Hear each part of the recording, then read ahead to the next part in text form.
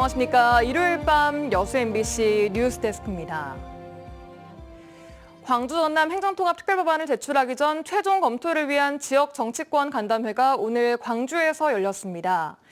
우선 행정통합 명칭을 광주 전남 특별시로 하고 주청사는 전남에 두는 것으로 1차 가안을 확정했습니다. 특히 그동안 팽팽한 입장차를 보였던 통합교육감도 지방선거에서 선출하기로 했습니다. 보도에 김영찬 기자입니다. 이번 달 말 행정통합 특별법 발의를 앞두고 열린 시도지사와 교육감, 지역 국회의원 간의 3차 간담회, 2시간이 넘는 비공개 회의 끝에 1차 가안을 확정했습니다. 우선 행정통합 명칭을 광주 전남 특별시로 하고 통합청사는 광주청사, 무안청사, 동부청사 등 3개 청사로 유지하되 주된 사무소는 전남에 두는 것으로 정했습니다.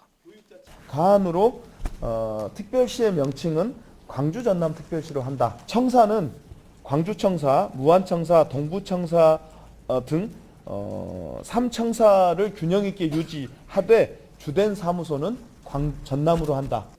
하지만 이는 1차 가안일 뿐 오는 27일 마지막 간담회를 열고 최종 합의안을 도출하기로 했습니다. 6.3 지방선거에서 통합교육감을 선출하는 것에도 합의점을 찾았습니다. 행정통합에 따른 정부의 통큰 지원책에서 교육청이 배제될 수 있다는 우려가 작용했습니다. 학군 문제에 있어서는 현행대로 간다. 다만 통합시장이 조정할 수가 있다. 통합교육감. 통합교육감이. 그리고 교육공무원 신분 보장은 보장한다. 이번 달 말 발의될 행정통합 특별법안은 지방선거 일정을 고려해 다음 달 말 국회 본회의 통과를 목표로 하고 있습니다. 하지만 행정 명칭과 청사 위치를 두고 지역 간의 혼란과 갈등은 피할 수 없게 됐습니다. 한편 이번 간담회에서는 법률안의 실효성과 완성도를 높이기 위한 핵심 특례 사항과 입법 전략 등도 집중 논의했습니다. MBC 뉴스 김영창입니다. 이처럼 행정통합이 급물살을 타면서 다음 달 통합특별법 통과를 위한 지역 정가의 움직임도 빨라지고 있습니다. 다만 광주로의 흡수통합 우려를 불식시키고 전남 동서부 균형 발전을 위한 다양한 특례 조항들이 특별법에 포함돼야 한다는 데 의견이 모이고 있습니다. 김종태 기자가 취재했습니다. 지난 21일 이재명 대통령의 신년 기자회견, 광주 전남 통합을 대한민국을 대전환할 지방 주도 성장의 출발점이라고 강조했습니다.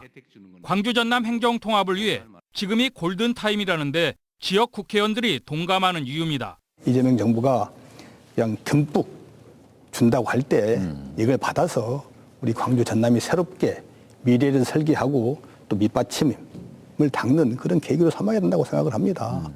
통합을 위한 주민투표에 대해서는 시간적으로 너무 촉박하다고 강조합니다. 주민투표를 실질적으로 하고 나서 이걸 하려고 하면 주민투표하는데 3개월 걸리거든요. 우선 시도의회의 동의를 얻어서 추진을 하고 절차적으로 시간상 불가피하니까.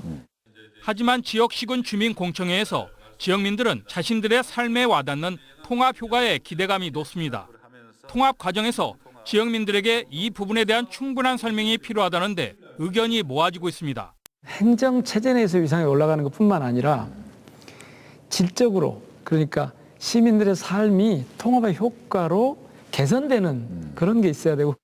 또한 통합특별시 출범 이후 재정과 행정 권한을 광주와 전남 동서부에 골고루 분배될 수 있는 균형 통합 특례 조항을 특별법에 포함시켜야 한다고 주장합니다. 저희들은 가급적이면 우리 동부권이 광주나 서부권에 비해서 소외되지 않는 고르게 균형 발전할 수 있는 그런 통합이 돼야 된다는 여론을 좀 많이 듣고 있고 그걸 전달하고 있고요. 지방 주도 성장의 물꼬를 트겠다며 이재명 정부의 강력한 의지 속에 출발한 광주 전남 행정통합. 행정통합의 빠른 흐름 속에 통합특별시가 본래 취지대로 출범하고 통합 이후 성공적인 안착을 위해서는 실효적인 지원책과 균형 발전 방안이 충분히 마련돼야 할 것으로 보입니다. MBC 뉴스 김종태입니다.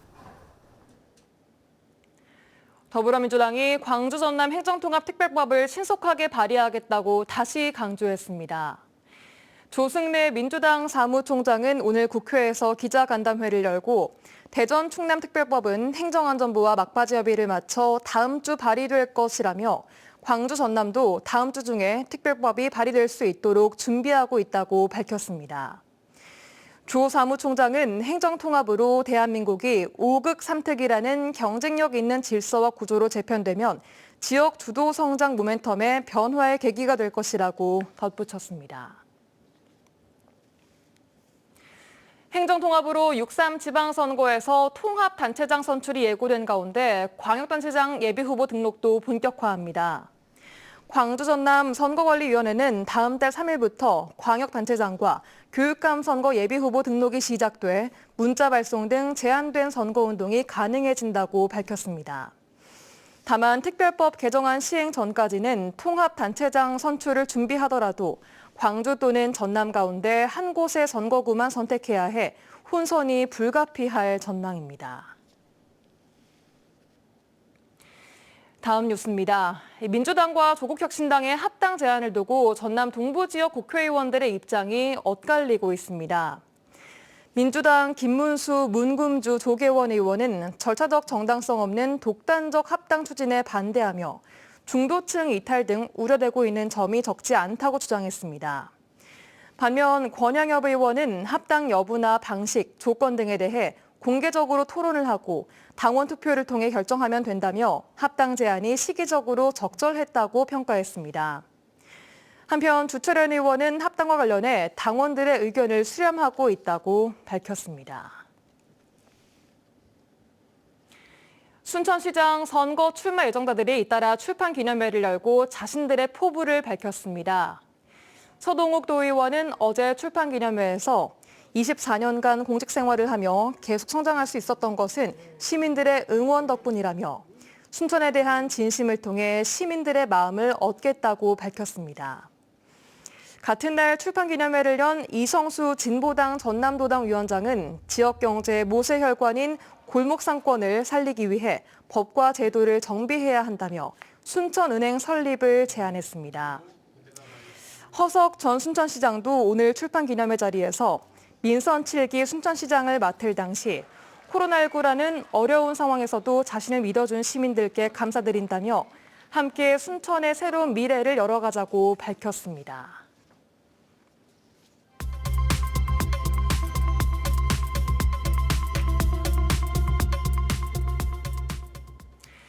지역의 주요 행사와 일정을 정리해드리는 이슈 프리뷰 시간입니다.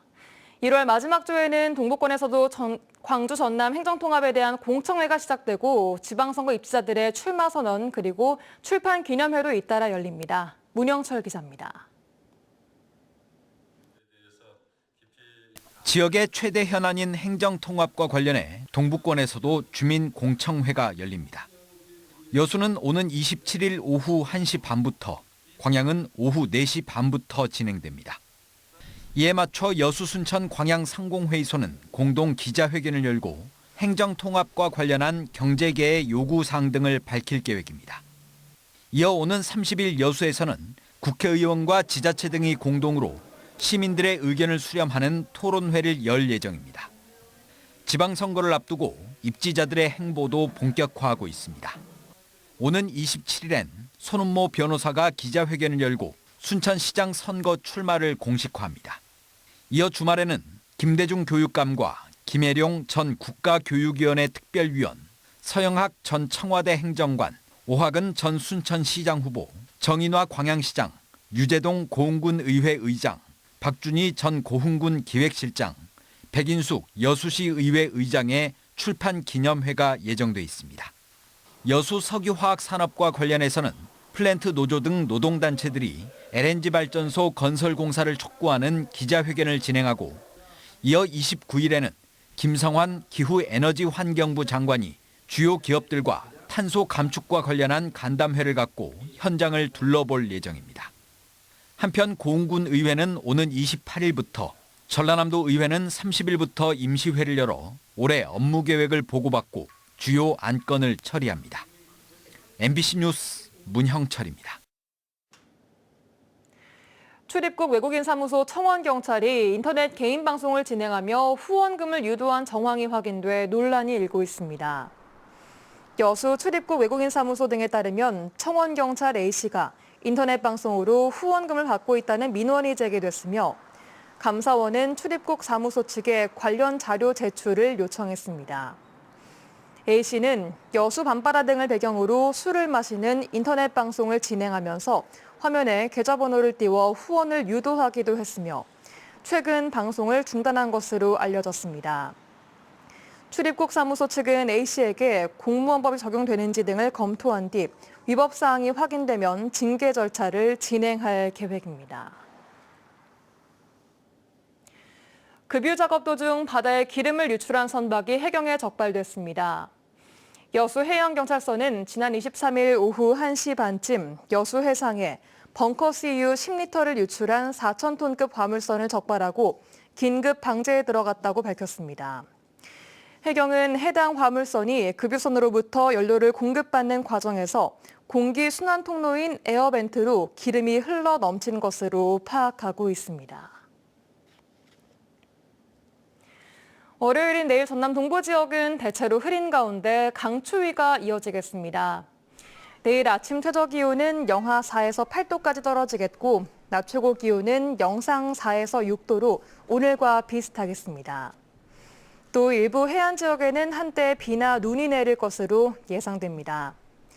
바다의 물결은 남해서부 앞바다에서 0.5에서 1m, 먼바다에서는 0.5에서 최고 2.5m로 일겠습니다. 이상으로 여수 MBC 뉴스를 마칩니다. 고맙습니다.